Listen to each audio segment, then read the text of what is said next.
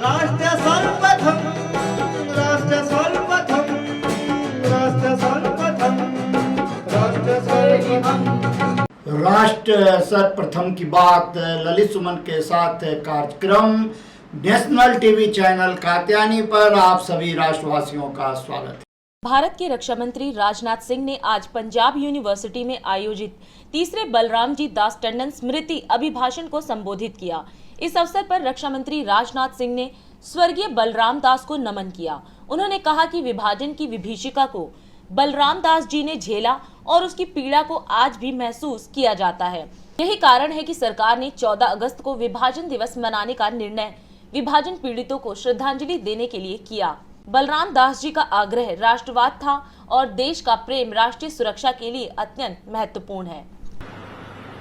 सबसे पहले तो मैं पंजाब यूनिवर्सिटी के vice chancellor professor Rajkumar ji को धन्यवाद देना चाहता हूं कि उन्होंने स्वर्गीय बलराम दास जी टंडन की स्मृति में व्याख्यानमाला विगत कुछ वर्षों से का क्रम प्रारंभ किया है। आज स्वर्गीय बलराम दास जी टंडन की स्मृति में आयोजित इस व्याख्यानमाला के अंतर्गत मुझे राष्ट्रीय सुरक्षा विषय पर बोलने का आग्रह किया गया है। यह विषय बहुत बड़ा है और दिन भर भी मैं बोलूंगा तो भी समय कम पड़ जाएगा, इसलिए अपनी बात कुछ प्रमुख मुद्दों तक ही मैं सीमित रखूंगा। सबसे पहले मैं स्वर्गीय बलराम दास जी टंडन की स्मृति को नमन करता हूं, जिन्होंने अपने जीवन काल में इस देश का बहुत ही कठिन समय देखा है। उन्होंने देश के विभाजन की विभीषिका को बहुत करीब से देखा है। वह दौर नफरत और हिंसा का ऐसा दौर था जिसे हम चाहकर भी नहीं भूल सकते। न जाने कितने घर रातों रात उजड़ गए, जिंदगियां तबाह हो गई। आज इतने वर्षों बाद भी उसकी पीड़ा देश में महसूस की जाती है। इसीलिए 1947 में हुए देश के विभाजन के बाद जो लोग हिंसा और नरसंहार के शिकार हुए, उनकी स्मृति में इस साल प्रधानमंत्री श्री नरेंद्र मोदी ने हर साल 14 अगस्त को विभाजन विभीषिका स्मृति दिवस के रूप में मनाने का निर्णय लिया है। मेरा मानना है कि यदि आज टंडन जी होते तो इस निर्णय की संवेदनशीलता को सामान्य जन की तुलना में और बेहतर ढंग से समझते और लोगों को समझाते भी। उनके जीवन की दूसरी बड़ी घटना जिसका उन पर बहुत अधिक प्रभाव पड़ा वो था 1965 में हुआ भारत पाकिस्तान युद्ध, जिसमें हर भारतवासी ने खुद को उस लड़ाई से जोड़ लिया था। उन दिनों वे अमृतसर में थे और वह इलाका उन दिनों काफी सक्रिय था। उस दौरान उन्होंने भी भारतीय सेना की मदद के लिए जो कुछ भी संभव था वह किया और उसका असर उन पर इतना गहरा था कि सेना और सुरक्षा के प्रति एक संवेदना और सम्मान का भाव उनके मन में आजीवन बना रहा। तीसरी बड़ी घटना जिसकी मैं चर्चा करना चाहूंगा, इस तीसरी बड़ी घटना जिसका उन पर गहरा प्रभाव पड़ा वह था देश में आपातकाल का लागू होना, जब लोकतंत्र का गला घोंट दिया गया।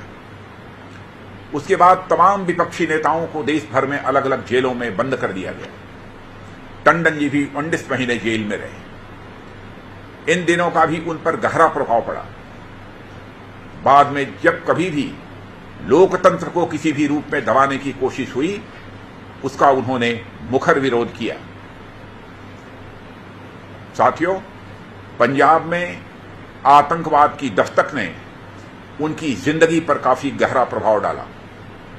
उस समय उन्होंने जान जोखिम में डालकर आतंकवाद का विरोध किया और सामाजिक ताने बाने में बिखराव न आए, इसकी भी चिंता उन्होंने की। वे जानते थे कि राष्ट्रीय सुरक्षा की दृष्टि से आतंकवाद इस देश के सामने सबसे बड़ी चुनौती है। इन चार घटनाओं ने टंडन जी के जीवन की दिशा तय की, जिसका असर यह रहा कि उन्होंने हमेशा लोकतंत्र और संवैधानिक मर्यादाओं का आजीवन निर्वाह किया। इसकी बानगी उन्होंने पंजाब में मंत्री के रूप में और बाद में छत्तीसगढ़ के राज्यपाल के रूप में भी दिखाई है। लोकतांत्रिक परंपराओं में उनका गहरा विश्वास था। वे 2014 में छत्तीसगढ़ के राज्यपाल नियुक्त हुए। उस भूमिका में उन्होंने हमेशा संवैधानिक परंपराओं को बखूबी निभाया। उनके कार्य, व्यवहार या आचरण पर कभी भी कोई उंगली उठाने का साहस नहीं कर पाया।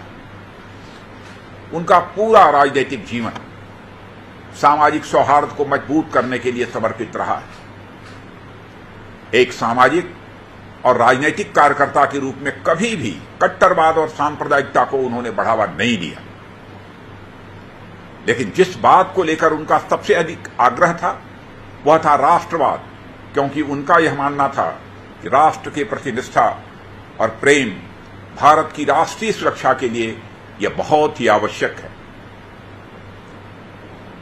देवियों सज्जनों, इसीलिए उनके नाम पर समर्पित इस व्याख्यानमाला का विषय बहुत ही सटीक है और मैं मानता हूं समयानुकूल भी है।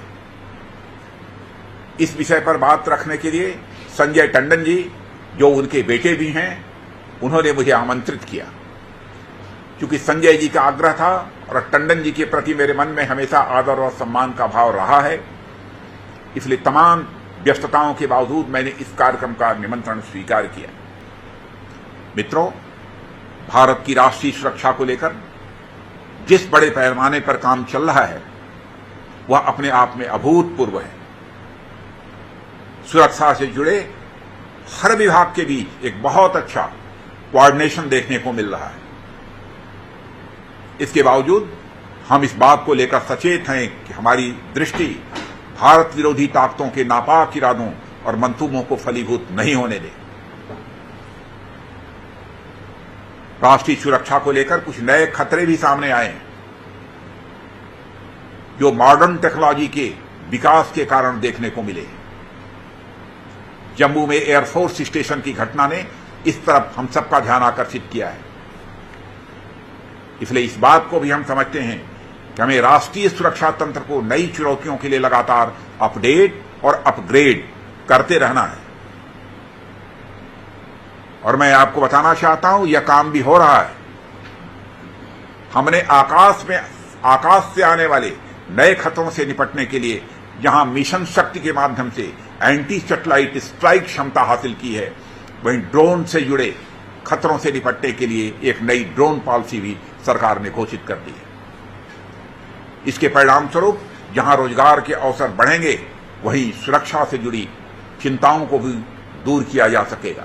केंद्रीय वित्त और कॉरपोरेट मामले के मंत्री निर्मला सीतारमण ने 27 अगस्त 2021 को त्रिपुरा के मुख्यमंत्री बिप्लब कुमार देब, उप मुख्यमंत्री जिष्णु देव वर्मा और शिक्षा मंत्री त्रिपुरा रतनलाल नाथ की उपस्थिति में त्रिपुरा के नवनिर्मित 132/33/11 केवी मोहनपुर सब स्टेशन का उद्घाटन किया। इस सब स्टेशन का निर्माण power grid corporation of India limited power grid द्वारा किया गया है, जो पूर्वोत्तर क्षेत्र power system improvement project ANERTSIP के तहत त्रिपुरा के लिए बिजली मंत्रालय, भारत सरकार के विद्युत मंत्रालय की एक केंद्रीय क्षेत्र की योजना है, जिसका लक्ष्य देश के उत्तर पूर्वी क्षेत्र के आर्थिक विकास को बढ़ावा देना। यह योजना 6 लाभार्थी पूर्वोत्तर राज्यों असम, मणिपुर, मेघालय, मिजोरम, नागालैंड और त्रिपुरा के लिए पावर ग्रिड के माध्यम से कार्यान्वित किया जा रहा है।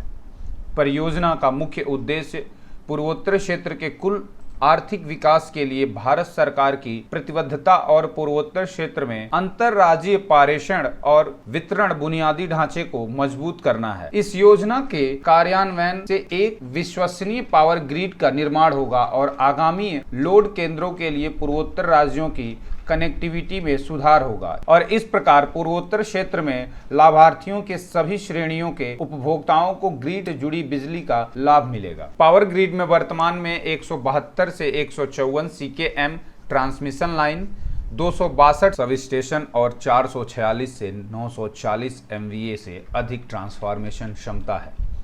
नवीनतम तकनीकी उपकरणों और स्वचालन और डिजिटल समाधानों के उन्नत उपयोग के साथ पावर ग्रिड औसत ट्रांसमिशन सिस्टम उपलब्धता 99% बनाए रखने में सक्षम है। आज भगवान श्री कृष्ण की जयंती कृष्ण जन्माष्टमी है। पुराणों के अनुसार मथुरा में भाद्रपद मास की कृष्ण पक्ष की अष्टमी को आधी रात में कृष्ण कन्हैया का जन्म हुआ था।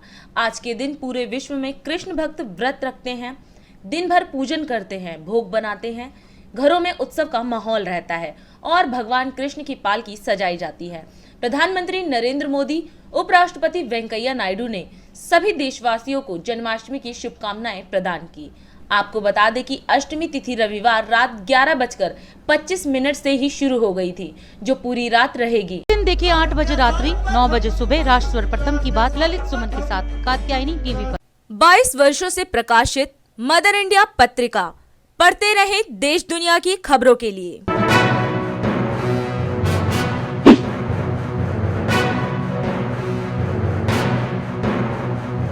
26वें वर्ष में आपके लोकप्रिय समाचार पत्र इंडिया दर्पण का प्रवेश। आप देखते रहें अपने क्षेत्र की खबरें।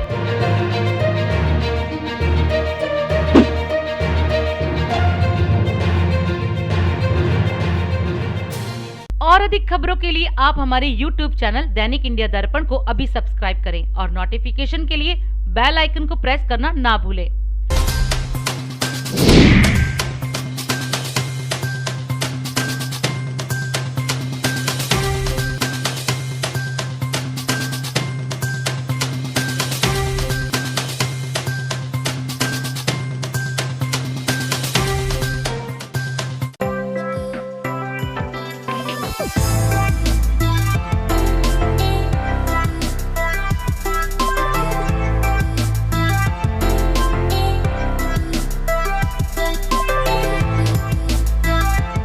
दैनिक इंडिया दर्पण राष्ट्र सर्वप्रथम टीम और कात्यायनी टीवी की ओर से आप सभी को श्री कृष्ण जन्माष्टमी की हार्दिक शुभकामनाएं। दिल्ली के हरिनगर स्थित प्रजापति ब्रह्मा कुमारी ईश्वरीय विश्वविद्यालय में कृष्ण जन्माष्टमी महोत्सव का धूमधाम से आयोजन किया गया।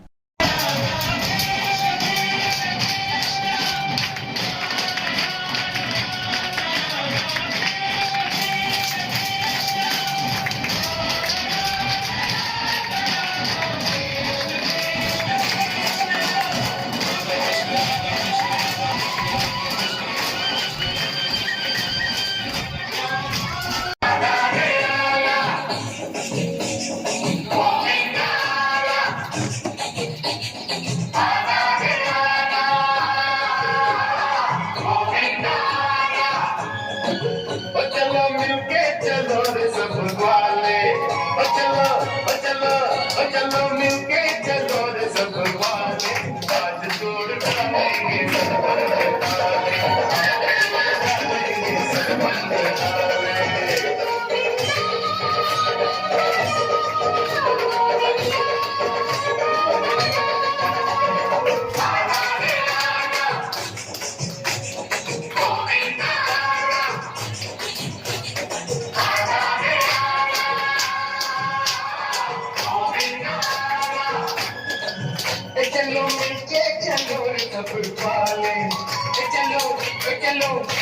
मिलके चलो रे सब काले, आज तोड़ डालेंगे सब बंद काले, आज तोड़ डालेंगे सब बंद काले।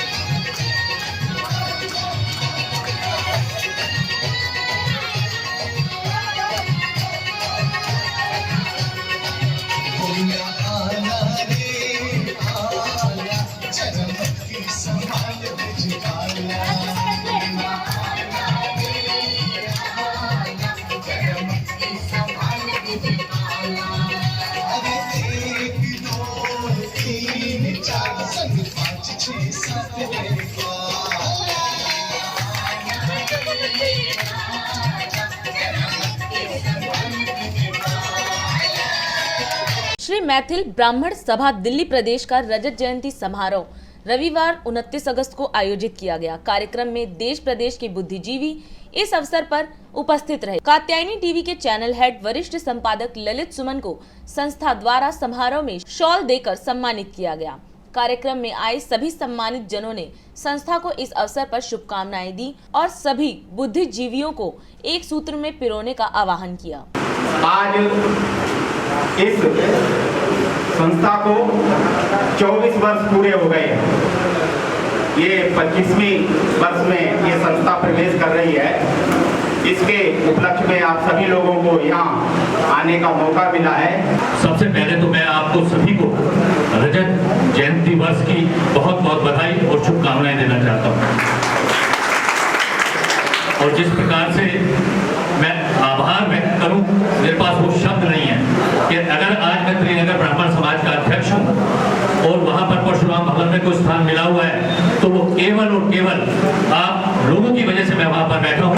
ये मेरे लिए बहुत ही गर्व की बात है। जिस प्रकार से 100% मतदान करके आपने मुझे वहां पर प्रधान बनाया, मैं जीवन पर्यंत उस बात को नहीं भूल पाऊंगा। मैं बहुत बहुत आप सभी का आभार व्यक्त करता हूं। ललित सुमन जी, आपका बहुत बहुत धन्यवाद। आप लोग अपना कीमती समय निकाल के बता दें। और जितने भी मेरे सभी संस्थाओं के सदस्य हैं और कार्यकारिणी के सभी लोग यहाँ खड़े बैठे हुए हैं, उनको भी मैं हाथ जोड़ के नमन करता हूँ। पहली बात तो एक विषय था कि यहाँ हम लोग आए हैं 25वीं रजत जयंती के प्रोग्राम में, तो मैं शुभकामना देता हूँ वीरेंद्र जी को, समस्त कार्यकारिणी को।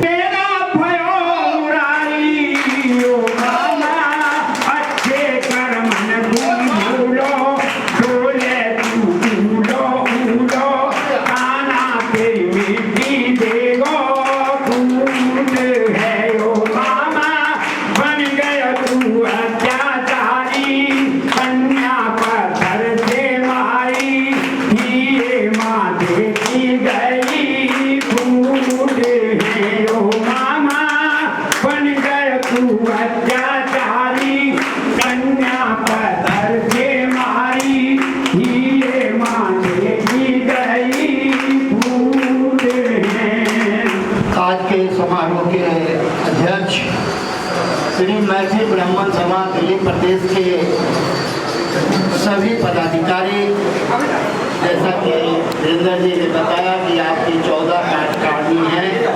कई बार ऐसा चर्चा हुआ जिसमें आप ब्राह्मण की एकता की बात हमारे संज्ञान में वीरेंद्र जी के द्वारा लाया गया। आप लोगों के लिए यह बड़े गौरव की बात है। आप लोग पूरे गौरव के साथ इस राष्ट्र को बता सकते हैं जो आपके बीच जो आपका यह भाई है ललित सुमन, या न सिर्फ नेशनल टीवी चैनल कात्यायनी का चैनल हेड है, बल्कि हिंदी दैनिक समाचार पत्र इंडिया दर्पण का एडिटर इन चीफ है, मदर इंडिया पत्रिका का एडिटर इन चीफ है, राष्ट्र प्रथम न्यूज पोर्टल का नेशनल एडिटर है। इसके अलावा 8 वर्षों से देश की सबसे बड़ी संस्था एडिटर, पब्लिशर, प्रिंटर और ऑनर का all India small and medium newspaper federation, जो भारत सरकार द्वारा मान्यता प्राप्त देश की सबसे पुरानी और सबसे बड़ी संगठन है, उसका 8 वर्षों से दिल्ली प्रदेश का अध्यक्ष है। इसके अतिरिक्त जो ब्राह्मण का काम है, जिसके लिए भगवान ने हम लोगों को धरती पर अवतरित किया है, संस्कृत और संस्कृति की सेवा के लिए, तो रमेश नगर में प्राचीन सूर्य मंदिर है। ठीक रमेश नगर मेट्रो स्टेशन के नीचे वहीं एक संस्कृत का कॉलेज है, श्री मोतीनाथ संस्कृत महाविद्यालय, जिसकी स्थापना 1914 में रावलपिंडी में हुआ था।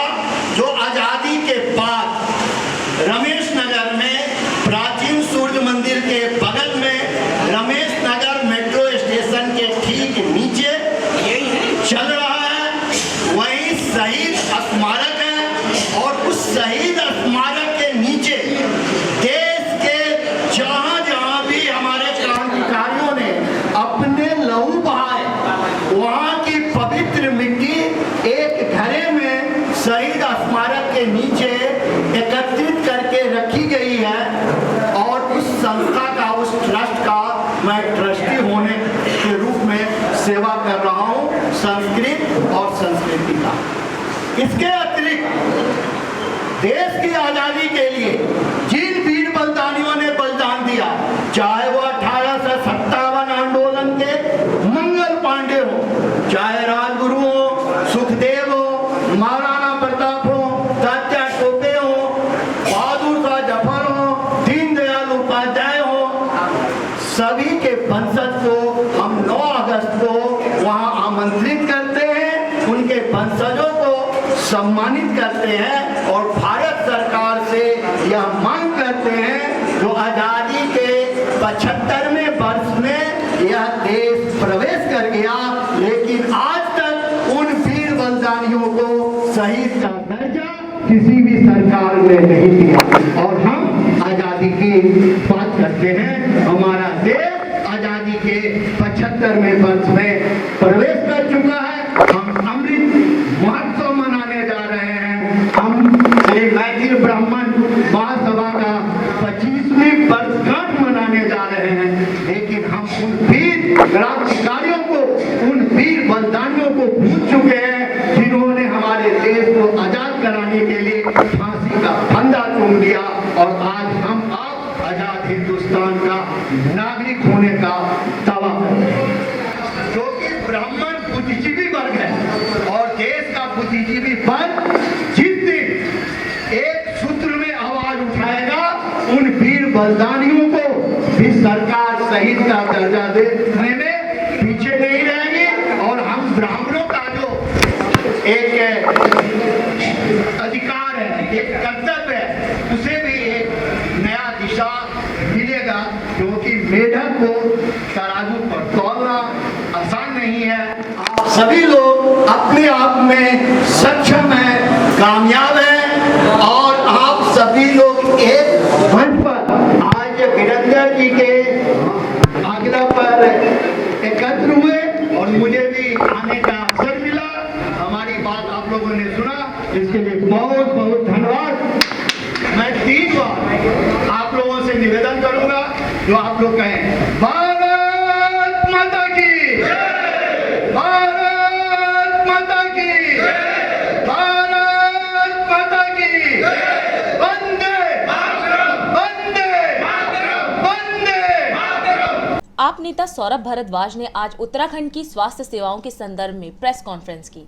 इस अवसर पर उन्होंने कैग की रिपोर्ट का उल्लेख करते हुए कहा कि ऐसे कई मरीज हैं जिनकी मौत अस्पताल पहुंचने से पहले ही हो जाती है। उन्होंने सरकार द्वारा स्वास्थ्य बजट घटाने की भी आलोचना की और कई अन्य तथ्यों का भी खुलासा किया। साथियों, आज की ये जो प्रेस वार्ता हो रही है, ये विशेष तौर पे उत्तराखंड के अंदर जो अभी अभी कैग की रिपोर्ट आई है उसके बारे में है और 2019-20 वर्ष की कैग रिपोर्ट के अंदर उत्तराखंड की स्वास्थ्य सेवाओं के जो बुरे हालात हैं उसका पूरा ब्यौरा दिया गया है। हालांकि कई पत्रकार मित्रों के माध्यम से इस तरीके की बहुत सारी न्यूज़ रिपोर्ट्स हमने देखी हैं कि उत्तराखंड, जिसके अंदर पहाड़ का इलाका बहुत आता है, उसके अंदर स्वास्थ्य सेवाओं की हालत इतनी ख़राब है, अस्पतालों की, डिस्पेंसरियों की, सरकारी स्वास्थ्य सेवाएं इतनी बेकार हैं कि ज़्यादातर मरीज़ों का दम जो है अस्पताल पहुंचते पहुंचते ही टूट जाता है, क्योंकि बहुत कम अस्पताल हैं पूरे पहाड़ी इलाके के अंदर। और इस कैग की रिपोर्ट के अंदर ये कहा गया है कि सभी हिमालय राज्यों के अंदर सबसे बुरी हालत अगर किसी राज्य की है स्वास्थ्य यानी कि हेल्थ के अंदर, तो वो उत्तराखंड की है। और इसके अंदर बताते हैं कि हज़ारों महिलाएं ऐसी हैं जो गर्भवती होने की वजह से स्वास्थ्य सेवाएं इतनी खराब हैं कि उनकी मृत्यु इसी स्टेज के अंदर हो जाती है।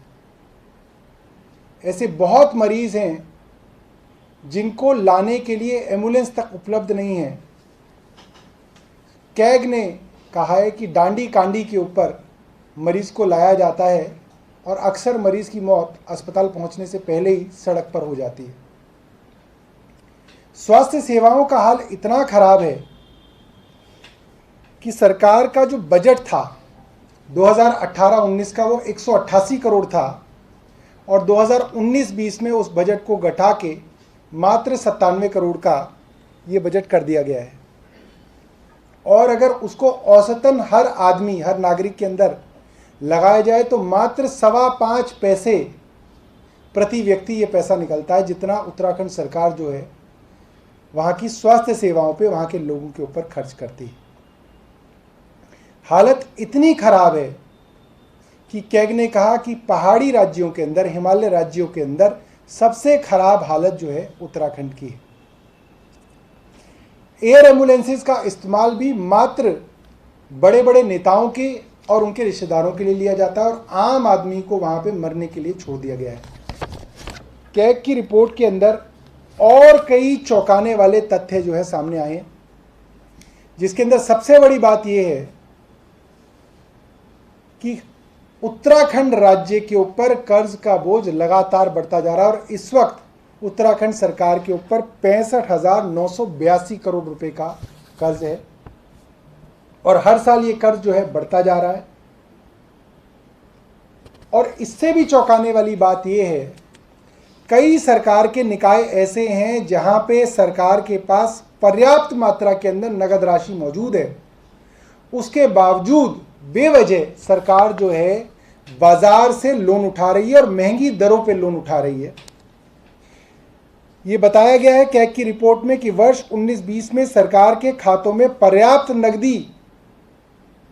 नकद राशि मौजूद थी। इसके बावजूद अप्रैल, जुलाई, अगस्त, सितंबर एवं दिसंबर महीने में बाजार से ऊंची दरों पर लोन उठाया गया, जिसके कारण इस पूरे साल में सरकार ने करीब 5100 करोड़, 5100 करोड़ का नगद जो है, जो लोन है, वो बाजार से महंगी दरों पर उठाया है।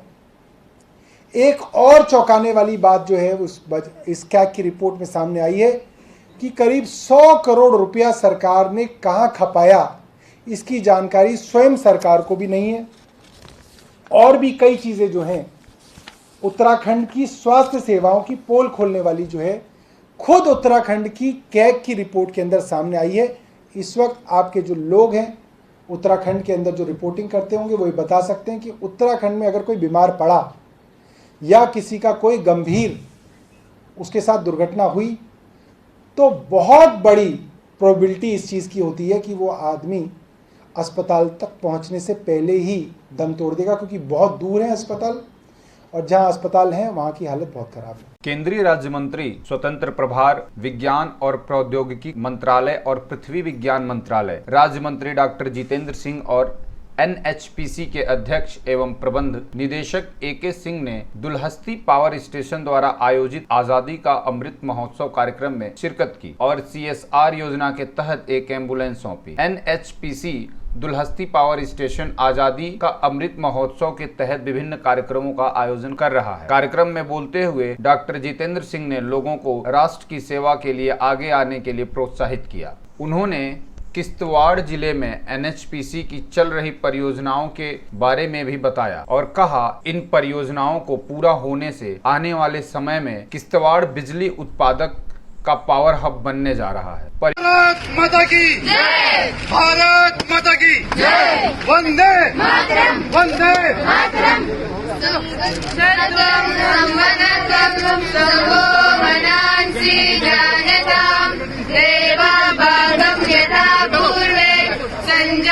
संजानानामुपासते समानो मनः समिति समानि समानो मनः सचित्रमेषां समानो मंत्रभी मंत्र एव समाने नवो हविषायोगी समाने वाक्ति समाना हृदयानिको समानस्तु मनो यथा विश्वासक। राष्ट्र सर्वप्रथम की बात ललित सुमन के साथ कार्यक्रम में हम आज आपसे यहीं विदा लेते हैं। राष्ट्र सर्वप्रथम, वंदे मातरम, जाग उठा है भारत। राष्ट्र सर्वप्रथम, राष्ट्र सर्वप्रथम, राष्ट्र सर्वप्रथम।